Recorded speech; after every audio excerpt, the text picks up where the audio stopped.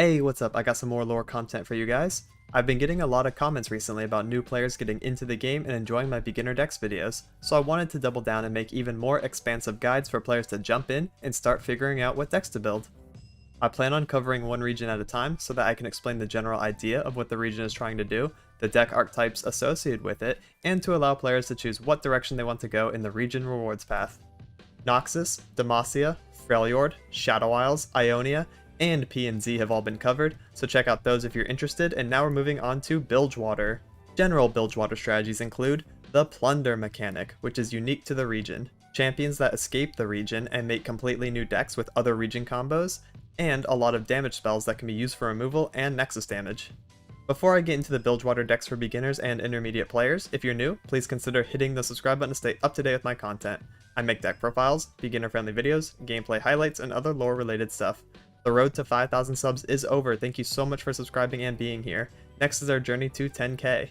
This is the only channel where you get my specific style of content and in-depth guides, so you won't regret subbing. I also stream on Twitch often, so check me out over there if you're looking for live gameplay of someone who's hit Master Tier every season, even peaking rank 1 a while back. Quick premise before I talk about the deck specifically, for super new players I have a tip for you. When you copy a Legends of Runeterra deck code from anywhere, it auto-saves to your clipboard. All you need to do is click on Import Deck once you already have copied the code, and the client will automatically insert the deck for you. The cool thing is, it will show you what cards you're missing so that you can work on resources in order to fully make the deck. Last side note, these decks are not meant to be craftable day one, as that is not realistic. I'm showcasing decks that can be made after a couple weeks of play, so you have to work towards each of them, some more than others. These are easy to learn, play, and craft decks compared to what else is out there, so with that we can finally talk about the first one. Another quick premise about these decks before I get into them, these are going to be more expensive than the previous videos because you don't start with a lot of Bilgewater cards. It was not a starting region, it was the first one that was introduced at the launch of the game after, so yeah, you get a little bit less. You start with Misfortune and like a Scouts deck. However, I already covered Pirate Burn in the Noxus video, and I already covered Scouts in the Demacia video. So if you want Misfortune and your starter cards, those are definitely the places to go and the decks to build for that. Other than that, you're going to have to work up a ton of resources comparatively to the previous decks in the previous videos, because again, you don't start with a lot of these, especially the champions. This requires 3 Gangplank and 3 Sejuani, and the other decks also in this video are 6 champions you don't start with, so it is going to be more expensive outright. This video is going to be more tailored towards the intermediate side of players who have played for a couple weeks, maybe a month or two, and have the resources to build these decks and start learning them. With that, we have the Bilgewater Golden Boy right now, which is GP Sedge Plunder. This utilizes the region mechanic of Plunder, and it also uses the face of Bilgewater, Gangplank, essentially. So Gangplank's really cool in here. Sejuani's really cool as a second champion because they have the same exact level up condition, so we're playing to the strengths of both. It is primarily a Bilgewater deck. It is literally only 3 Sejuanis, so for all intents and purposes, this is basically mono Bilgewater, which is really cool. I'm showing it right off the bat. Basically a full-on Bilgewater deck. So first we're starting off with some warning shots, crackshot Corsairs, stuff like that. We want to put damage on the enemy nexus at least once a round for the first 5 rounds of the game. That way Gangplank can come out leveled. If you can't get it 1 round, then that's okay. You can still get Sejuani's level up on 6, and GP on 6. Completely fine as well, depending on if you're attacking on evens or odds. And yeah, that's pretty much the whole purpose of the deck. I'll explain Plunder as a mechanic real quick. So Plunder says, a card triggers its Plunder ability when played if you damage the enemy nexus this round. So they're on play effect. It doesn't mean play Jagged Butcher, attack with him, and then you get your Plunder. That's not how it works. You have to use a spell or deal damage to the enemy nexus before playing the Plunder card from your hand, and this effect will activate on play when it comes down. So for example, turn 1, Warning Shot, Jagged Butcher, now he's a 3/3. The deck is super flexible because it has like removal, it has a lot of board presence, and it can also take cards from the opponent's deck. So the second mechanic I want to talk about is Nab. So when you deal damage to the enemy nexus, then you play Black Market Merchant, it will draw a non-champion, so you can't take your enemy's champions, thankfully, from the bottom of their deck, put it straight into your hand, and then you're able to play it. Oh, he also reduces the cost of it too, by the way, and this stacks if you have multiple merchants. You can get pretty big discounts on the enemy cards and start playing their stuff. It makes it kind of hard for the enemy to know what to play around, and it's a really strong mechanic in general. Alright, for the first game we got Viego Ionia. Very nice, very nice. It's usually Thresh Viego, but we have Callista in the spot. Honestly, pretty good card. I think this deck is going to be pretty strong against us.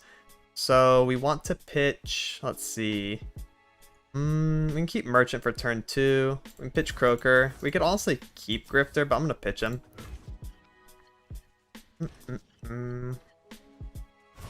So something else I wanted to note, and I should right now, Gangplank got hotfix nerfed. He used to be a 5-5, now he's a 5-4. When leveled, he was a 6-6, now he's a 6-5. I think he's still perfectly fine.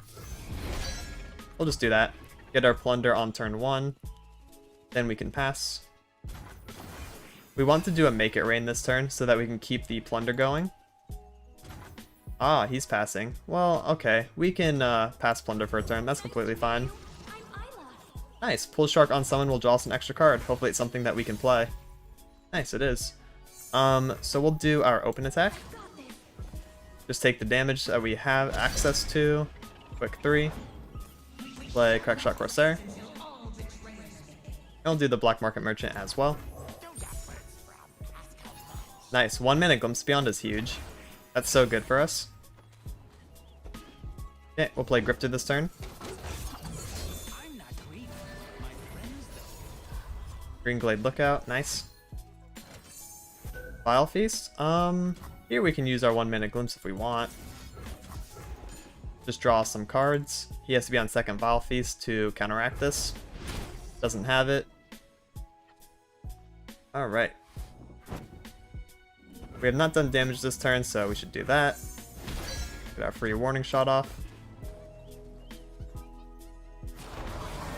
Only attacking with 1/1? That's fine, we'll just take it. Alright. We can lead with Make It Rain, so we'll do that first. It's the enemy Nexus, then we can do Monster Harpoon if we want on Viego. I want to play this turn a little slow because I think he wants to play Viego. Yep. And we can snipe him with Monster Harpoon, then we can do our attack. Oh, Twin Disciplines. That's pretty good for us to take there. That's completely fine. I technically don't have to do anything else this turn.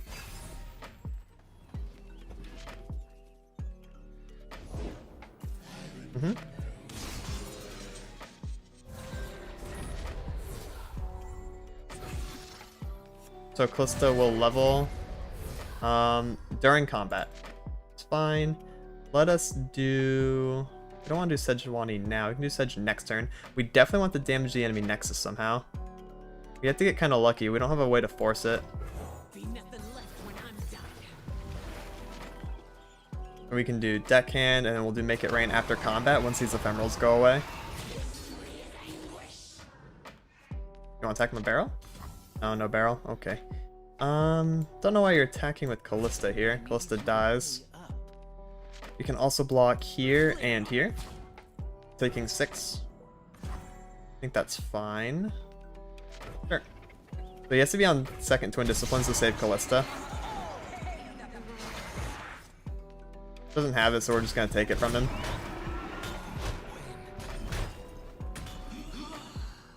Now we can get a Make It Rain. Please hit Nexus.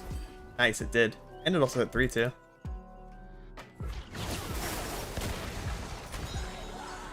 That's leveled Sedge and GP. And Kraken. I kind of want to play Kraken, to be honest. Yeah, we can lead with Kraken and then do Sejuani on the Viego, especially if they do Hydravine this turn. Second Callista. All right.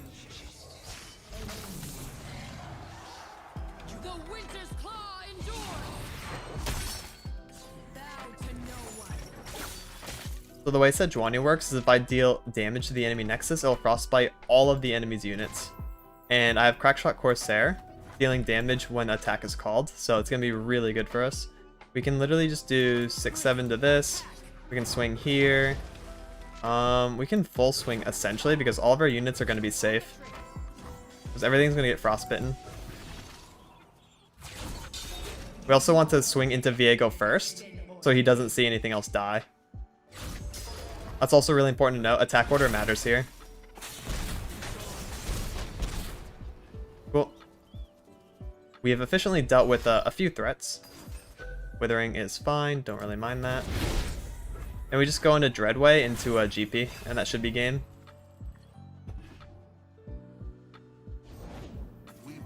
Nice.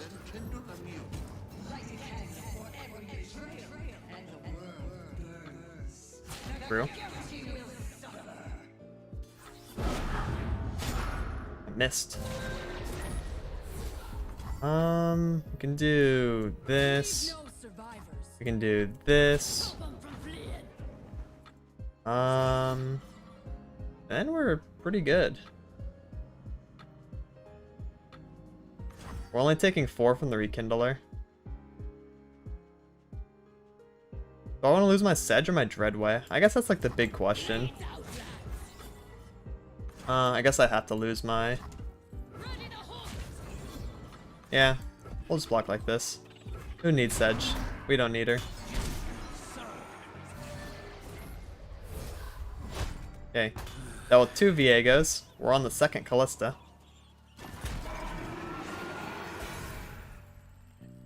Got Gangplank level. Let's go.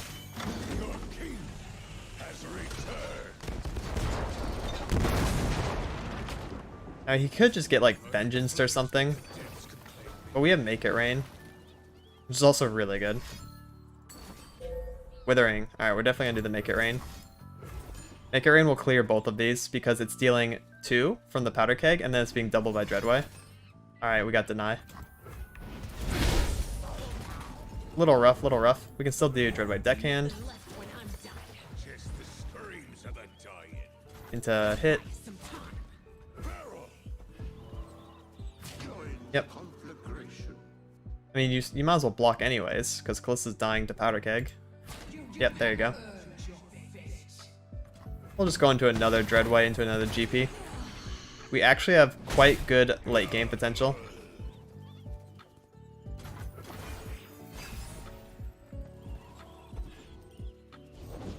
Another Callista. Literally infinite Callistas this game.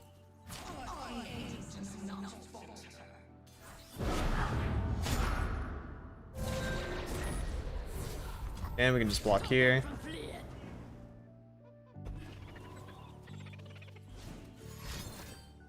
Ah. Cool. Still dies though. Good lookout. Corsair.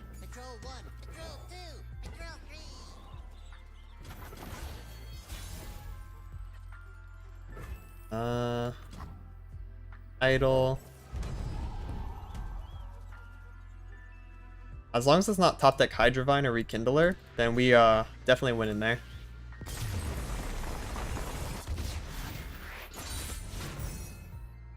Alright, so for some closing thoughts about this deck, it's really versatile. It has a lot of diversity. You can do a lot of things depending on matchup and opening hand. It can be an aggressive deck. It can be a more control style deck with the removal. It really just depends, and it's really cool to see. It's a nice mid-range deck that has a little bit of everything. Highly recommend playing it if you like Bilgewater. And the next deck I have for you, I'm very excited to share. This is my boy. This is one of my favorite decks. This is Deep. This is one of the decks that I mained when it came out and had a ton of fun with, and over the past, couple years that I've been playing, I always go back to Deep, always try it out, always play different iterations of it. This is my go-to like beginner style one where it's like super simple. We don't have a lot of complicated cards in here. Like I've seen Stalking Shadows throughout the time of its existence.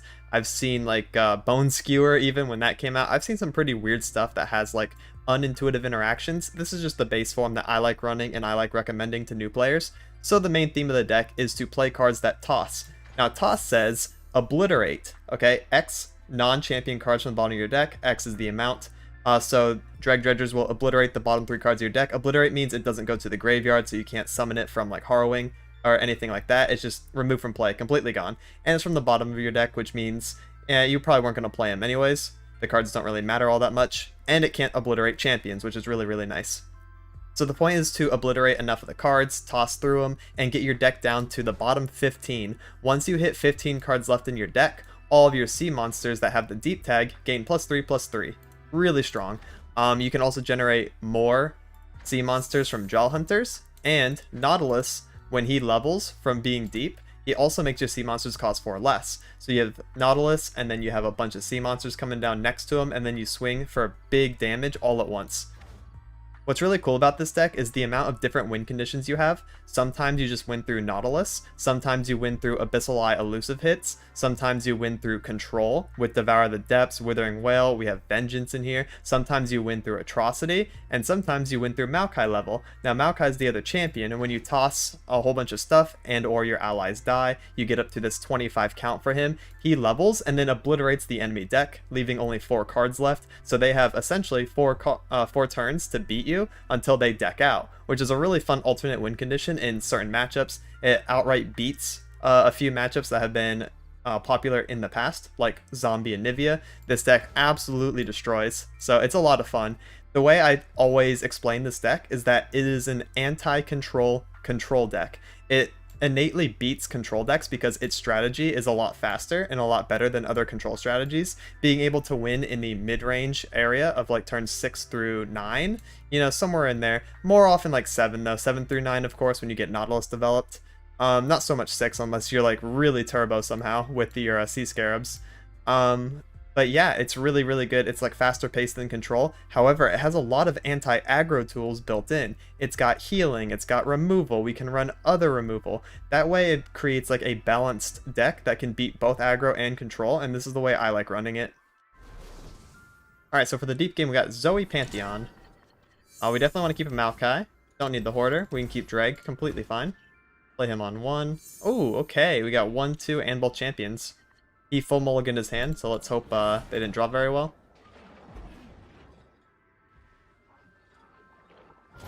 Do drag on 1. There we go. Oh, we pitched an Atrocity. So sometimes you do want to pay attention to what you're tossing.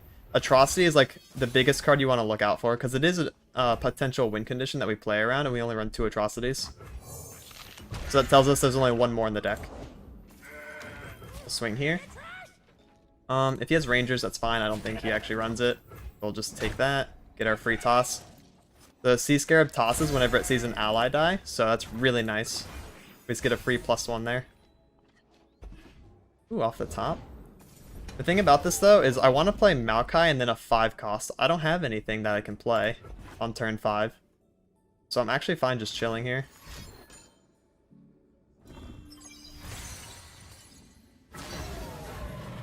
Yeah, we'll take that. Because of our hand state, I'm pretty much forced to play like this. Oh, there's our 5 costs. That's alright. Now we have the 3 spell mana.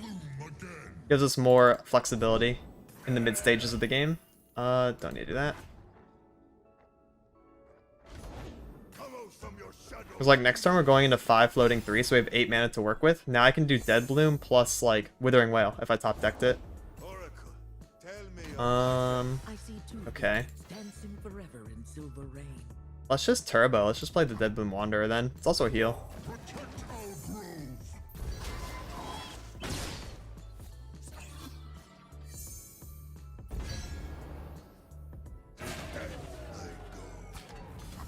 Okay, we can do this. We can do that. Do some damage to this too. Put it at 1 HP. It's already been targeted.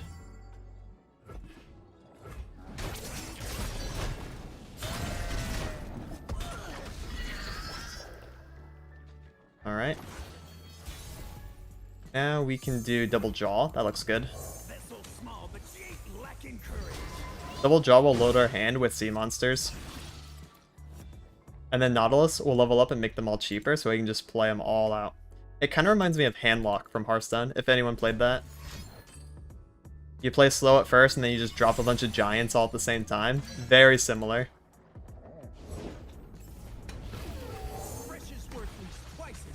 Ooh, Beast Below is nice. Literally a free summon from the Nautilus level. Stun. Okay. Well, we're definitely killing this. Am I giving him more? Let me see. So this would make him a 5/5 instead of a 4/6. I'm kind of okay with that. He wants to be a 5/5. Probably not so good, actually. Guiding touch. Okay. You got it.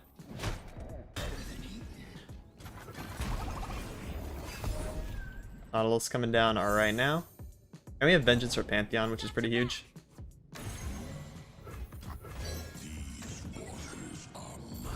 Nautilus doesn't level yet. He's going to level on top deck. On draw. We can use him to block if we want to, though, because he has tough. It's pretty scary. It's not like they have an execute or anything, so we'll do that. Block here, block here, block here.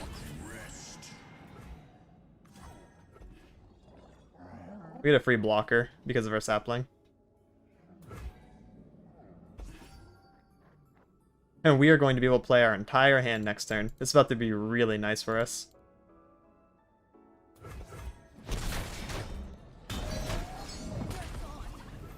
Oh yeah. I don't even think Concerted would work. No, it wouldn't. 6, 5, plus 4 would only be 3. Yep. Here we go. Nautilus time.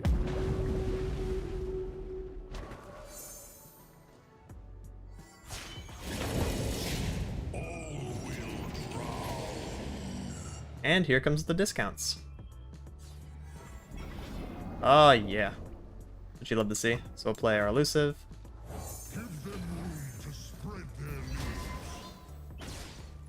Ah. I guess I could play Shipwreck Quarter first. Okay, we'll play our Beast Below.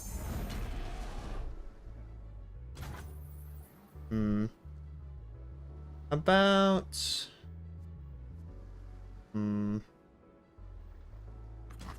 About this. Let's try to eat him. Alright, cool. Yeah, I'm pretty sure we win there anyways. We also have Maokai level that turn. The sea does not forget.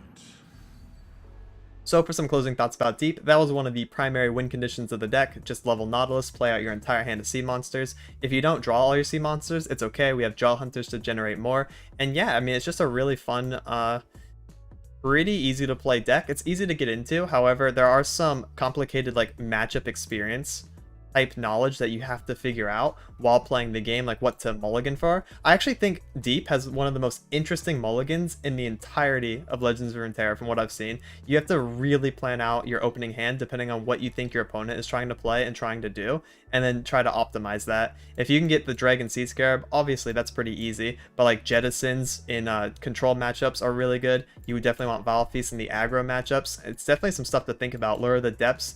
If you see Sea Scarabs in your hand, that could actually be pretty good, so you can make Sea Scarab cheaper and play multiple of them early. It gets really interesting when you plan out your hand.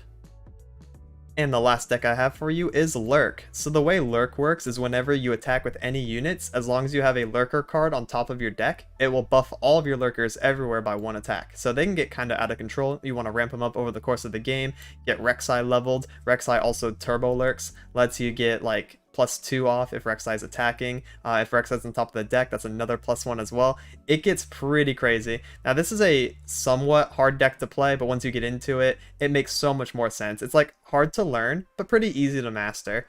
Once you get it though, it's super fun. There's different ways to win with this deck as well. We have Pike spell, being able to level him up and then do like attack chains and just absolutely kill everything on the opponent's board, make them FF.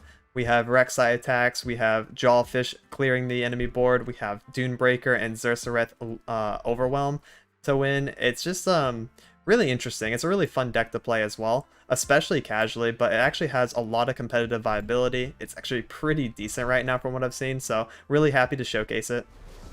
Alright, for the Lurk game, we got Ken and Ari. Ooh, they went into Shadow Isles. A little bit different take than mine, but I like it. Seems pretty good. We definitely want to keep Hatchling here. We can pitch Sharkling, Treasure Seeker, Xur'Sareth. We want to see our 2-cost, our Snapjaw Swarm, so that we can play it after our 1-drop. Nice, perfect. That's exactly what I'm looking for. So we're attacking on odds, which is really good for Lurk, so that we can start proccing it right away. Attack. As long as there's a Lurker on top of our deck, we'll hit the Lurk here. There it is.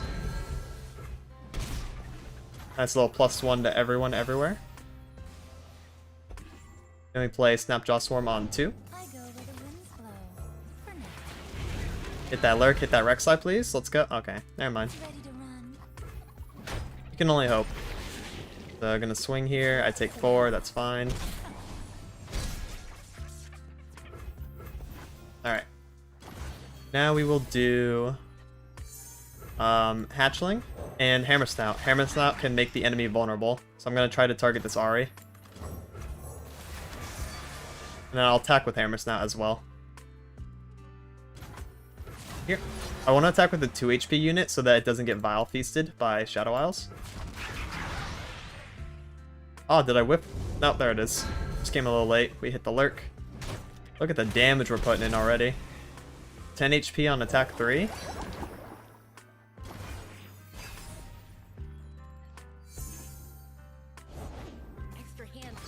Okay. Play Caller.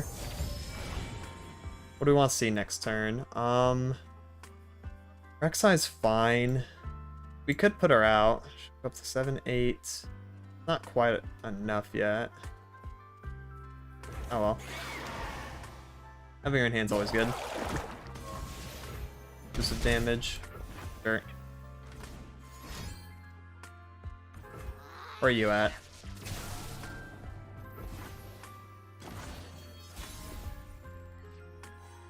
I think Pike sounds pretty good here. Just developing.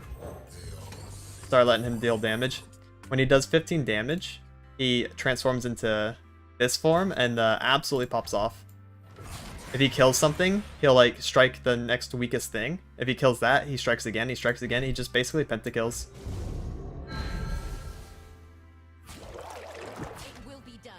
I'm assuming he just gets homecominged. Oh, this gets homecoming. Yeah, this does prevent good damage. I can just replay it. Oh, it lost its Lurk. Because once it's summoned and then put back into your hand, it kind of forgets.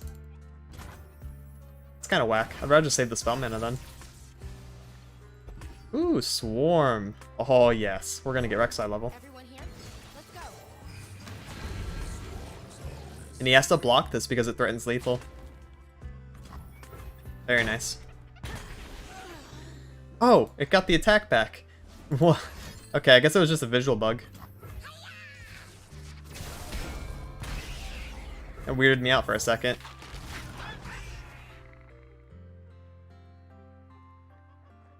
Yeah, we definitely don't want to play Rek'Sai because it goes back into the deck unless it levels.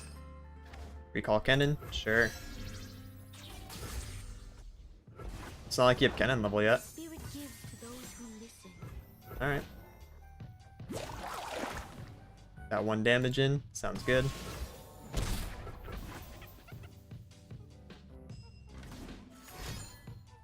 Mm-hmm.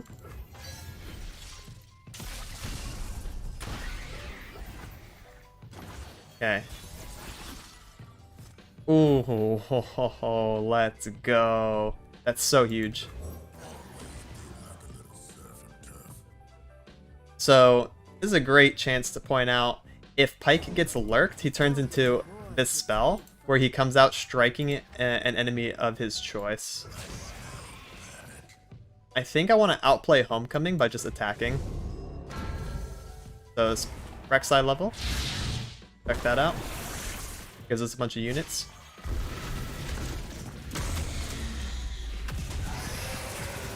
Very nice level up animation. And it's a big attacking unit with Overwhelm.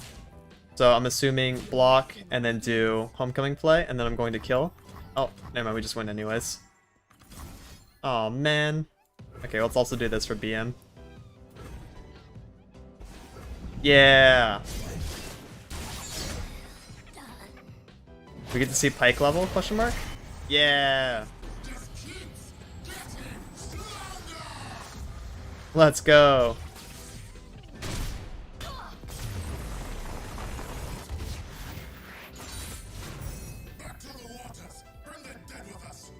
Yeah, his level is just for style points.